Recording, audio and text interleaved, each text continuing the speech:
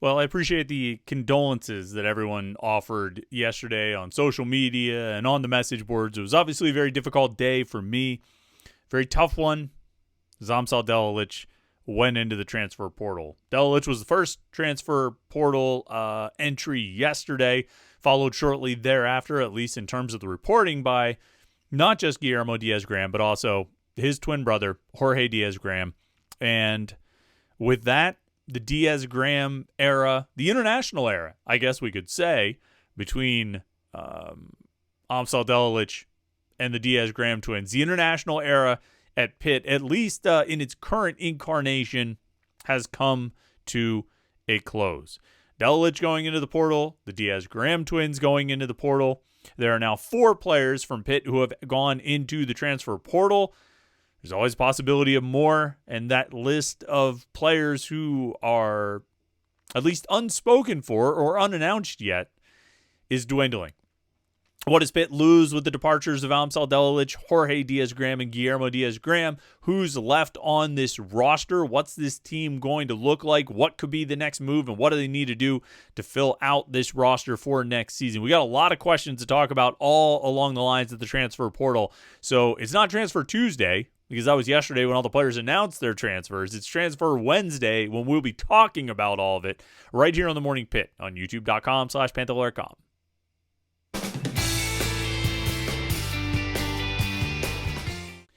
Yeah, it was a big day for transfer portal news. Yesterday's Pitt lost 3 more players following Marlon Barnes, who went into the transfer portal on Sunday.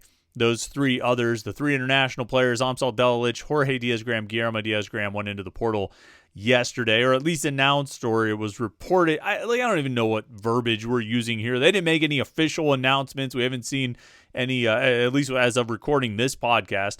I haven't seen anybody officially announce that they were going in, and I don't think Barnes is officially in the portal. I suspect those other 3 will show up today or tomorrow officially in the transfer portal. But what we've got is reports and agents talking and agents informing their people in the media that these things are happening.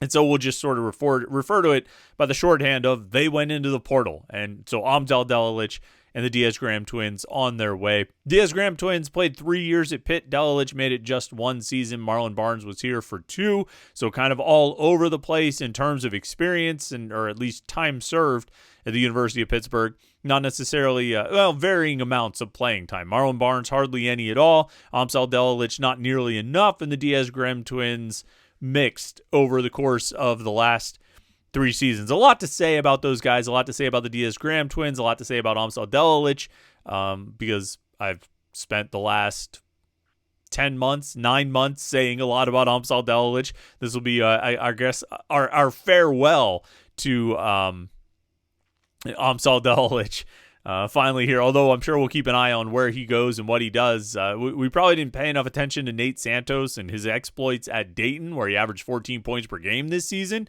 and shot better than 40% from 3. But you know what? Nate Santos was one of those guys that we were kind of high on when he was at Pitt. So many times he would get on the court. I mean, he didn't get on the court that many times, but so many times when he was on the court, he seemed to be standing over in that corner with nobody guarding him. You said, well, this is a guy who can shoot threes. Maybe they should pass it to him and let him shoot. Funny how that sort of repeated itself this year, but I'm getting ahead of myself. We'll talk about Amsal Delilich and what he didn't do at Pitt here over the course of this episode. While we're here, of course, don't forget, like this video and subscribe to youtube.com/PantherAlertCom. That way you never miss any of our Pitt video content. We have these daily morning Pitt videos every day of the week, Monday through Friday. We have our weekly live show that we do every Wednesday night at 8:30. We'll be live tonight. I think Jim is going to be joining us. I'll have to double check with him. He's always got something else going on. Jim's a very busy guy, but hopefully he can join us tonight and talk a little bit about Pitt Pro Day. The Panthers will have Pro Day in the South Side today. Jim will be down there with lots of coverage at PantherAlert.com. And maybe we can talk to him tonight about what he saw at a pro day and, more relevantly, what he thinks about all this movement on the transfer portal side.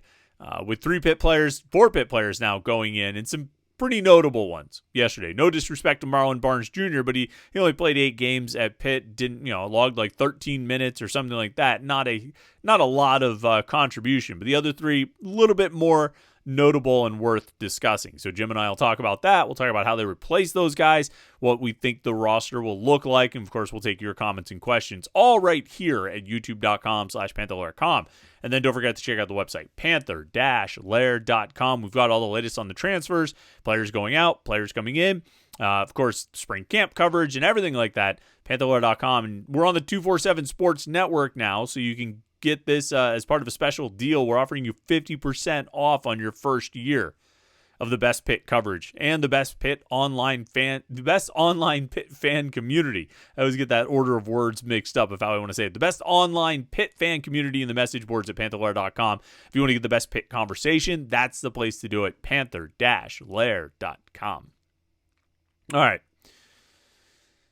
I was going to open with that Crowded House song, Don't Dream It's Over, just to try and get into the right emotional state of mind about Amsal Delilich going into the transfer portal. Look, I'll go to my grave saying that is a supremely talented basketball player.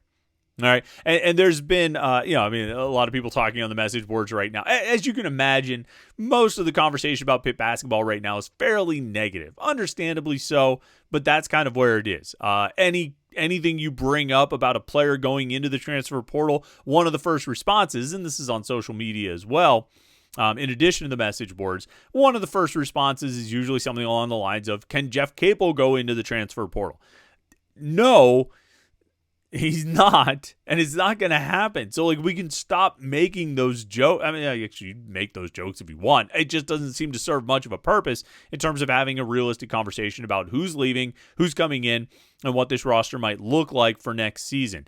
And I think we're falling into a little bit of a trap when we see some of the names that Pitt has been linked to publicly and assume that the names we're seeing are wholly indicative of what the staff wants out of the transfer portal, of what kind of roster they're trying to build for next season. I mean, maybe the first half dozen names that we've learned really are what the staff wants next year's roster to look like. Chances are, we'll see them branching out into different types of players. I mean, I think they need some guards on this roster, particularly after they lost Delilich, because I think Delilich could have been a big piece of the backcourt rotation next season.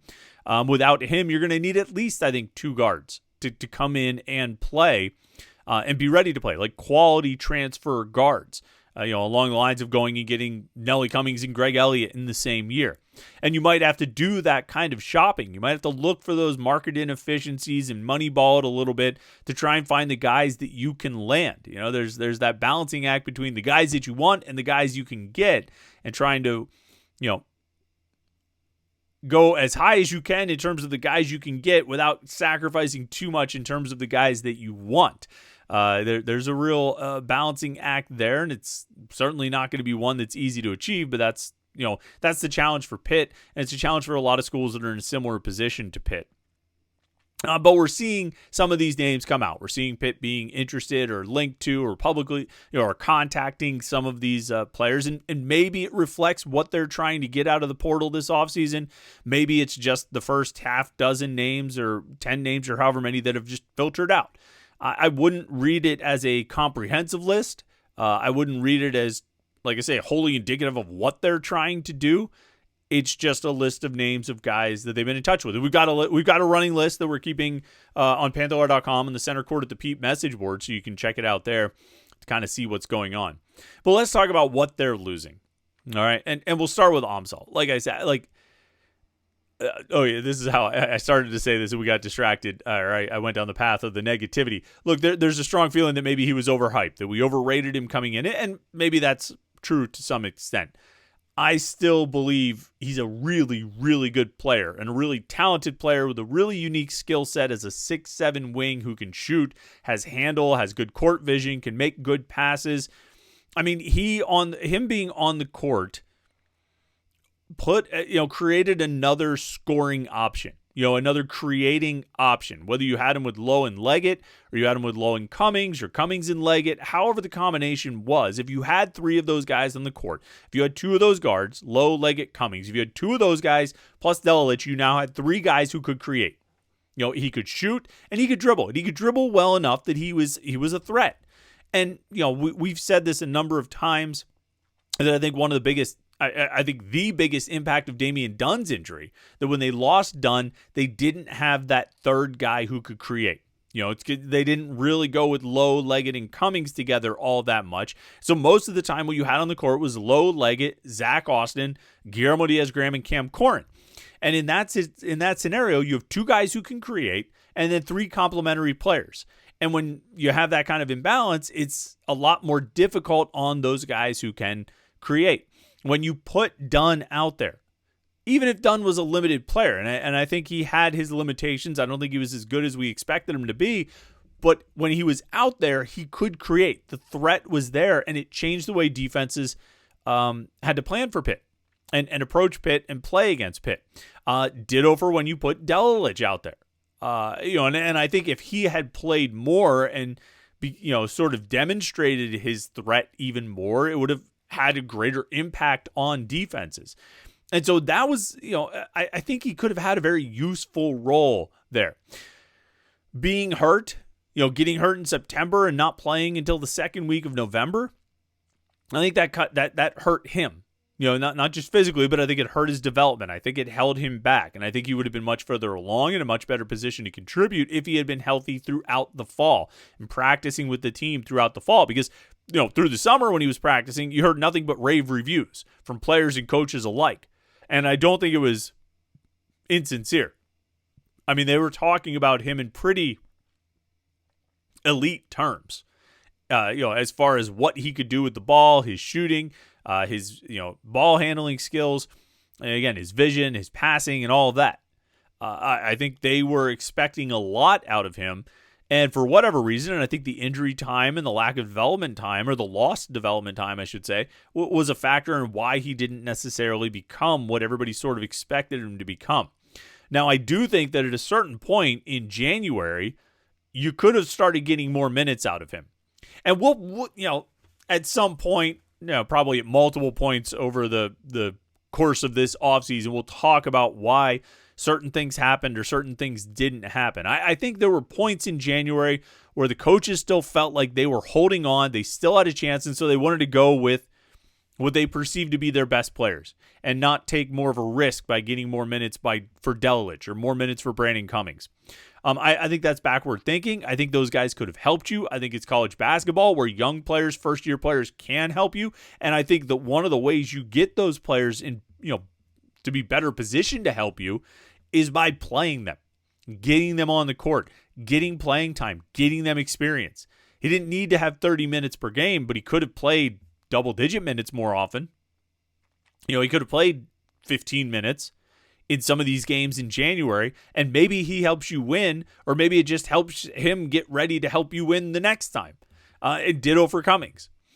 I will go to my grave believing that Amsal Delilich did not get a fair shot here. Now, maybe he wasn't a great practice player. Maybe he didn't earn those minutes in practice. And maybe some of those comments that Jeff Capel made about how Delilich practiced or why he was on the court or why he wasn't on the court, maybe those were rather pointed and rather directed at how he practiced, which I understand. You got to go with the guys who earn the minutes. You can't just, if a guy's not good in practice or he looks like a liability in practice, you can't turn around and say, well, I believe he'll get it right in the game. Most coaches are not going to do that. They're not going to put their team, in jeopardy because they're pretty sure this guy who practiced bad is going to play better.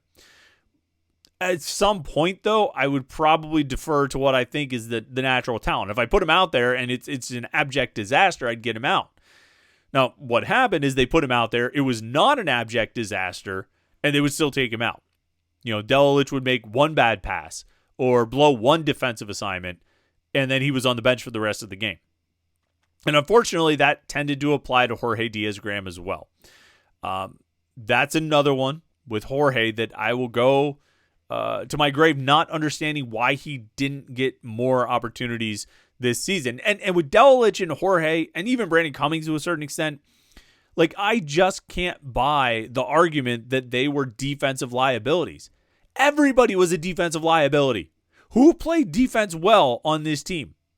Zach Austin had the blocks, which are flashy and will get you some votes for Defensive Player of the Year, but I'm not sure on a play-to-play basis, a possession-to-possession basis, he was all that great as a defender. Sort of like his offense.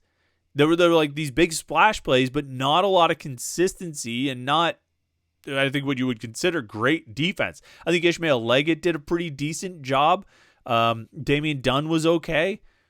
Jalen Lowe didn't play great defense. The centers didn't play great defense.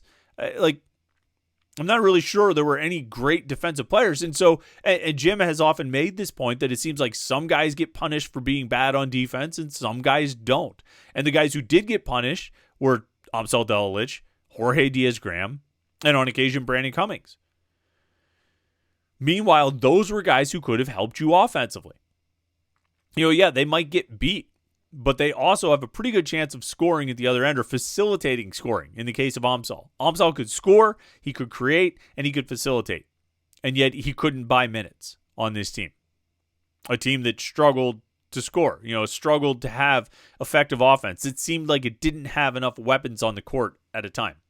Now, I'm not going to sit here and say this is why they went 5-13 over the final 18 is because they didn't play Amsal Delilich more. I mean, I would say that privately, but I'm not going to say it here publicly. I'm not going to go on the record with something so ridiculous as that, no matter how true it might be. But I think, Delilich is sort of a microcosm of one of the issues that did affect the team this year. And it applies to Jorge Diaz-Graham, and it applies to Brandon Cummings, and it applies to Papa Amadou Kanti, of guys who probably could have helped you, but just could not get on the court. And maybe that's by their own play. They were effectively making that call themselves. I don't give out minutes, guys. Players will earn minutes. I don't keep guys on the court. They keep themselves on, or I don't keep guys on the bench. They keep themselves on the bench. One of these like coaching cliches, Gene Hackman type of thing. But I do think one of the storylines this year is why some of these guys didn't get more time. And now Amsal Delilich is going to go somewhere else. Some of the early reported interest was Clemson, Wisconsin, Penn State, Utah. He's going to end up at a power conference school. It seems like he'll have an opportunity to end up at a power conference school. And my guess is he'll play well because he's a really talented basketball player. I'm not sure where the Diaz-Graham twins will end up. I think they'll probably go somewhere together, I would guess. I don't know where, though. Yeah, I don't know if the separation between their skill sets is so great that they're going to have a wide, sort of array of schools to choose from, and Guillermo's going to have a bunch of power conference schools, and Jorge's only going to be at mid-major schools. I could see them both going to a mid-major school because they want to find a school that offers them both, that wants them both. And I could see them doing well. I'm going to be honest, I'm going to have a soft spot and a certain fondness for the Diaz-Graham twins for a long time. There are plenty of times that they got pushed around. There are plenty of times that they got beat for rebounds just on pure strength. There were plenty of times that they got out-muscled. But, damn if those guys, how many times did I say it? Those guys could Chumbawamba day after day, because they would get knocked down. They get right back up again. And they got knocked down a lot. There's no question about it. They got knocked down a lot.